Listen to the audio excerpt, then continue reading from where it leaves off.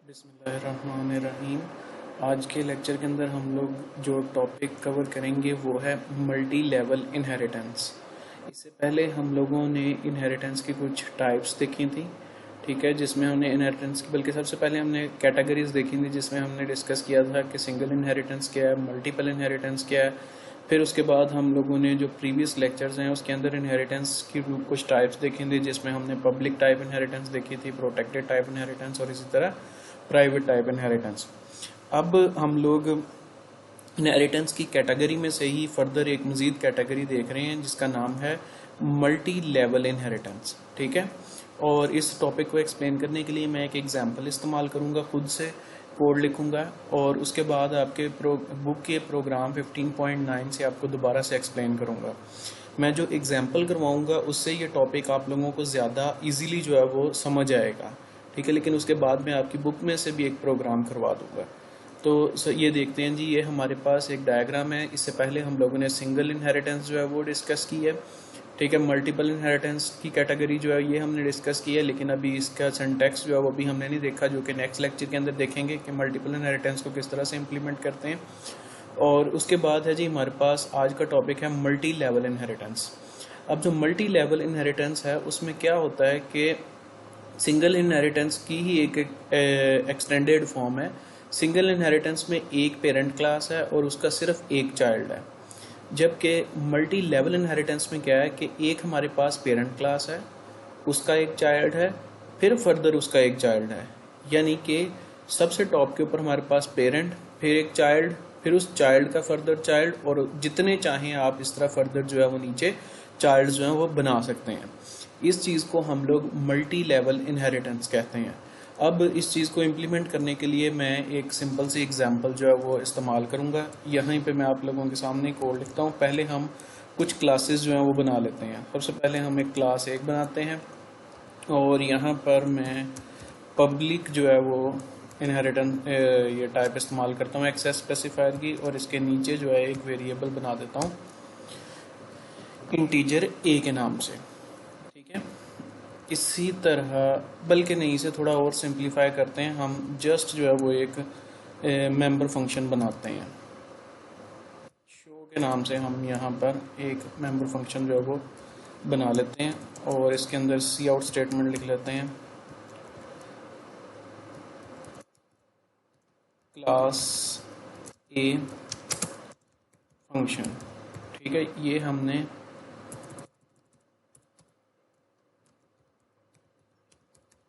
Function class ए का function लिख लिया, ठीक है। और इसी तरह हम लोग फर्दर मज़ीद एक क्लास बनाते हैं, क्लास बी। बल्कि मैं इसी को रेप्लिकेट करता हूँ ताकि कोड टाइप करने में टाइम ज़ाया ना हो। आपके लेक्चर की ड्यूरेशन जो है वो मेरी हमेशा से कोशिश होती है शॉर्ट से शॉर्ट रहे। मैंने यहाँ पर एक क्लास बी बना दी, उसके अंदर भी सेम वही कोड मौजूद है। और इसी तरह मैं यहाँ पर एक और क्लास सी बना देता हूँ। बल्कि हम इसे नेक्स्ट लेवल पे लेके जाते हैं। मैं यहाँ पर क्लास ए बी सी के बाद डी जो है वो भी बनाता हूँ।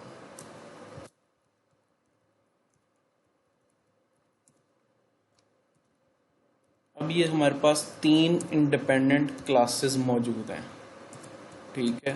3 ही बोल सॉरी 4। एक है हमारे पास class A, class B, class C, और इसी तरह हमारे पास क्लास डी मौजूद है, ठीक है। अब हमने मल्टी लेवल इनहेरिटेंस किस तरह से इम्प्लीमेंट करनी है। हम क्लास ए को पेरेंट बना देते हैं, या क्लास बी को जो है वो चाइल्ड बनाते हैं क्लास ए का। यहाँ पर मैं इनहेरिटेंस की टाइप जो है वो इस्तेमाल करूँगा पब्लिक, ठीक है।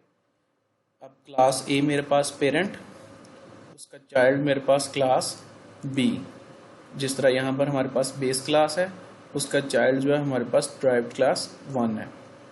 इसी तरह अब हम क्लास सी को चाइल्ड बनाते हैं क्लास बी का। तो यहाँ पर मैं इनहेरिटेंस की टाइप जो है वो पब्लिक ही इस्तेमाल करूँगा। ये जी मैंने अब क्लास सी को चाइल्ड बना दिया है क्लास बी का। सबसे टॉप पे हमारे पास एक पेरेंट, उसका चाइल्ड क्लास बी, चाइल्ड का फर्दर चाइल्ड हमारे पास क्लास सी। अब फर्दर इसका एक और मजीद चाइल्ड बनाते हैं, क्लास सी का चाइल्ड बना देते हैं हम लोग, क्लास सी का चाइल्ड बना देते हैं क्लास डी को। यहाँ पर भी मैं इनहेरिटेंस जो है वो टाइप कौन से इस्तेमाल कर रहा हूँ,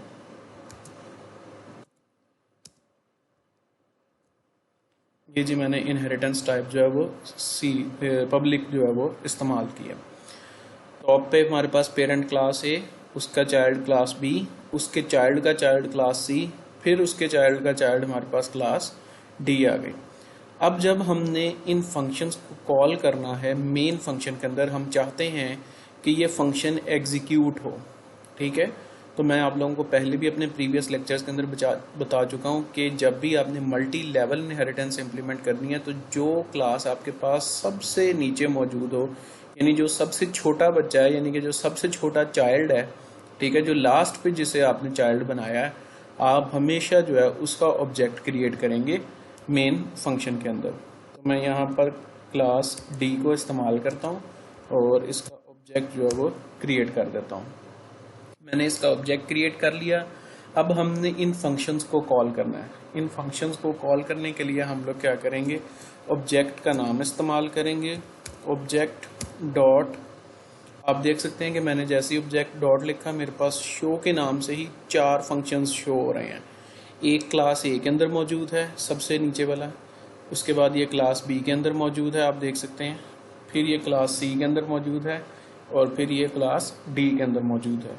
चाहे मैं क्लास ए बी सी या डी जिससे को मर्जी कॉल करूंगा, लेकिन बाय डिफ़ॉल्ट जो है वो सिर्फ और सिर्फ क्लास सी का एग्जीक्यूट होगा, क्लास डी का एग्जीक्यूट होगा। उसकी रीज़न ये है कि हम लोगों ने फंक्शन ओवरराइडिंग जो है इसके अंदर इम्प्लीमेंट की है। मल्टीपल क्लासेस के अंदर सेम नेम से जब हम कोई भी फंक्शन बना देते हैं तो हम उसे फंक्शन ओवरराइडिंग कहते हैं, इनहेरिटेंस को इम्प्लीमेंट करते हुए। अब मैं इसे कॉल करता हूं तो आप देखेंगे कि सिर्फ और सिर्फ मेरे पास ये लास्ट वाला मैसेज जो है ये कंप्यूटर की स्क्रीन के ऊपर डिस्प्ले होगा। क्लास डी फंक्शन जो है वो डिस्प्ले हो रहा है। हम चाहते हैं कि क्लास डी फंक्शन जो है वो डिस्प्ले हो, इसके साथ साथ हमारे पास जो ऊपर मौजूद जितने भी फंक्शंस हैं वो भी कंप्यूटर की स्क्रीन के ऊपर जो है वो भी डिस्प्ले हों। तो हम लोग यहाँ पर स्कोप रेजोल्यूशन ऑपरेटर जो है वो इस्तेमाल करेंगे।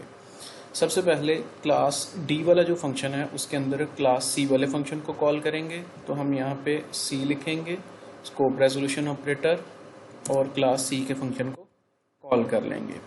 अब होगा क्या कि जैसे ही आप ऑब्जेक्ट डॉट शो से क्लास डी के अंदर मौजूद शो नाम के फंक्शन को कॉल करेंगे, कंट्रोल जो है फंक्शन के अंदर एंटर होगा, लेकिन उसे फर्स्ट स्टेटमेंट ये मिलेगी जिससे ये फौरी तौर पे क्लास सी के अंदर मौजूद शो नाम का फंक्शन जो है इसे एग्जीक्यूट करने के लिए चला जाएगा और इसकी एग्जीक्यूशन कंप्लीट करेगा, फिर जो है वापस क्लास डी के फंक्शन के ऊपर आएगा। तो हमारे पास पहले जो है ये मैसेज डिस्प्ले होगा क्लास सी फंक्शन, और उसके बाद हमारे पास क्लास डी फंक्शन जो है ये कंप्यूटर की स्क्रीन के ऊपर डिस्प्ले होगा। इसे रन करके चेक कर लेते हैं, ठीक है।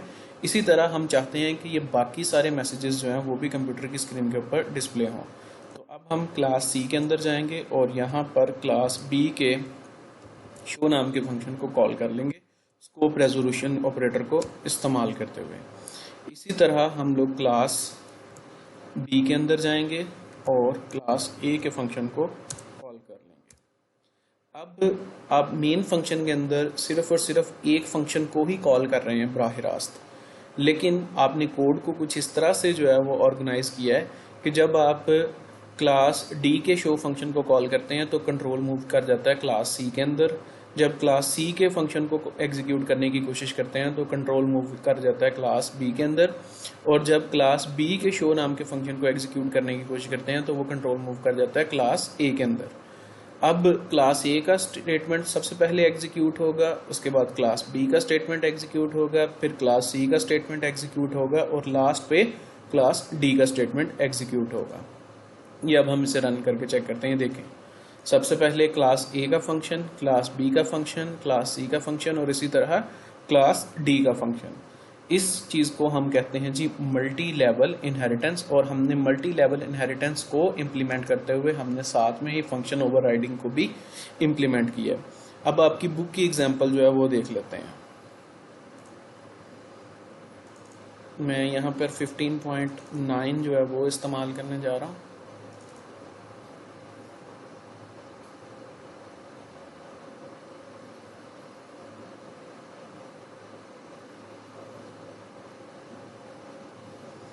और आप लोग साथ के साथ तैयारी करते जाएं। बहुत जल्द जो है वो आप लोगों का मिड एग्ज़ाम होगा और ऑनलाइन ही एग्ज़ाम होगा। आप लोगों को कोड जो है वो लिखना नहीं पड़ेगा, बल्कि लिखा हुआ कोड मिलेगा।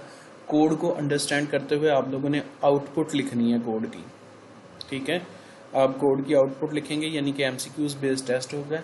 तो इसीलिए आप लोग अगर कोड को अंडरस्टैंड करेंगे, आपको लिखना आता होगा, तभी आप कोड की आउटपुट जो है वो जनरेट कर पाएंगे, अदरवाइज आप कोड की आउटपुट भी नहीं जनरेट कर पाएंगे। तो ये साथ के साथ तैयारी करते जाएं। इसी वीक के अंदर अंदर या फिर नेक्स्ट वीक के शुरू के अंदर आप लोगों का जो है वो एग्ज़ाम हो जाएगा मिड ऑनलाइन। अच्छा जी, अब एग्जांपल देखते हैं। 15.9 के अंदर वो क्या कर रहा है कि सबसे पहले क्लास ए जो है वो बना रहा है। उसके अंदर उसने प्राइवेट एक्सेस स्पेसिफायर के नीचे एक इंटीजर वेरिएबल बनाया, इंटीजर डाटा मेंबर बनाया, और पब्लिक एक्सेस स्पेसिफायर के नीचे उसने 2 मेंबर फंक्शंस बनाए हैं। एक वॉइड इन के नाम से है जिसके अंदर वो ए की वैल्यू को इंसर्ट करवा रहा है इस वेरिएबल के अंदर, और दूसरा वॉइड आउट के नाम से है जिसमें वो ए की वैल्यू को कंप्यूटर की स्क्रीन पे वापस डिस्प्ले करवा रहा है। इसी तरह क्लास बी के अंदर जो है क्लास बी जो है वो इनहेरिट कर रही है क्लास ए को, और क्लास बी के अंदर भी एक इंटीजर वेरिएबल मौजूद है और सेम वही 2 फंक्शंस मौजूद हैं। लेकिन ये दोनों फंक्शंस जो हैं स्कोप रेजोल्यूशन ऑपरेटर को इस्तेमाल करते हुए ऊपर पेरेंट क्लास के अंदर जो मौजूद फंक्शंस हैं उन्हें भी कॉल कर रहे हैं, वॉइड इन के अंदर भी और वॉइड आउट के अंदर भी। तो उसके बाद क्लास सी जो है वो इनहेरिट कर रही है क्लास बी को, यानी कि ये एक थर्ड चाइल्ड है, सेकंड चाइल्ड है। सबसे पहले हमारे पास क्लास ए जो है पेरेंट है, उसका चाइल्ड जो है हमारे पास क्लास बी है, फिर क्लास बी का फर्दर चाइल्ड हमारे पास क्लास सी मौजूद है। और इसके अंदर भी सेम उसी तरह से हमारे पास एक इंटीजर वेरिएबल सी है, और हमारे पास जो है वो मेंबर फंक्शंस 2 मौजूद हैं। एक वॉइड इन के नाम से मेंबर फंक्शन मौजूद है और दूसरा हमारे पास वॉइड आउट के नाम से फंक्शन मौजूद है। अब जो वॉइड इन के नाम से मेंबर फंक्शन मौजूद है वो भी स्कोप रेजोल्यूशन ऑपरेटर को इस्तेमाल करते हुए क्लास बी के जो मेंबर फंक्शंस हैं उन्हें कॉल कर रहा है। वॉइड इन जो है वो वॉइड इन को कॉल कर रहा है, जबकि वॉइड आउट जो है वो वॉइड आउट को कॉल कर रहा है।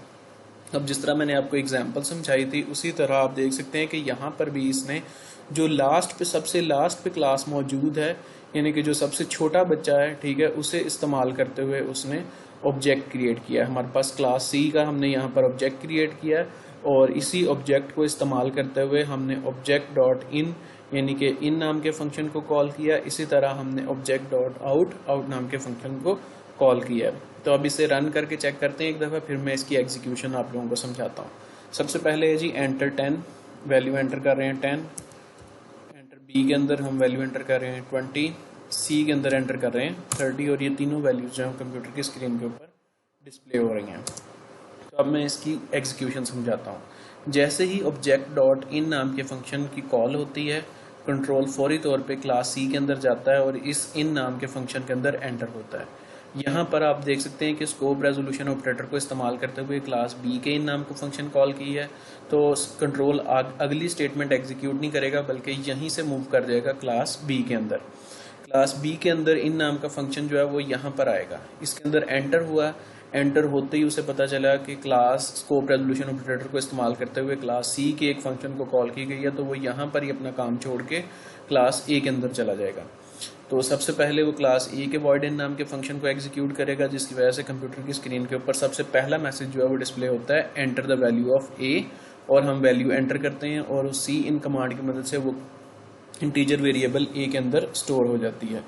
तो उसके बाद कंट्रोल वापस क्लास बी के अंदर आता है, ठीक है। क्लास बी के अंदर वो ये इन नाम की फंक्शन का पहला हिस्सा जो है एग्जीक्यूट कर गया, तो फिर वो ये सेकंड स्टेटमेंट एग्जीक्यूट करता है। इसी तरह सी इन स्टेटमेंट एग्जीक्यूट होती है, वापस जो है कंट्रोल जो है वो क्लास सी के अंदर आता है। ये वाली स्टेटमेंट एग्जीक्यूट हो गई, फिर ये थर्ड स्टेटमेंट एग्जीक्यूट करता है और वैल्यूज़ जो है वापस वेरिएबल सी के अंदर रिसीव करता है। इसी तरह जब आउट नाम के फंक्शन को कॉल की जाती है तो पहले कंट्रोल क्लास सी के अंदर जाता है, वहाँ से क्लास बी के अंदर, क्लास बी के आउट नाम के फंक्शन के पास जाता है और वहाँ से वापस क्लास ए के आउट नाम के फंक्शन के पास। जैसे ही ए नाम का फंक्शन की आउटपुट जो है वो डिस्प्ले होती है, यानी कि आउट नाम का फंक्शन एग्जीक्यूट होता है, उसके बाद वापस क्लास बी के आउट फंक्शन के पास आता है और फिर दोबारा से क्लास सी के आउट फंक्शन के पास आके कंप्यूटर की स्क्रीन के ऊपर वैल्यूज़ को डिस्प्ले करवाता है। उम्मीद है कि आप लोगों को समझ आ गया होगा और आप लोग साथ के साथ जो है ये इसकी तैयारी करें और प्रैक्टिस करें। अच्छा जी, खुदा हाफिज़।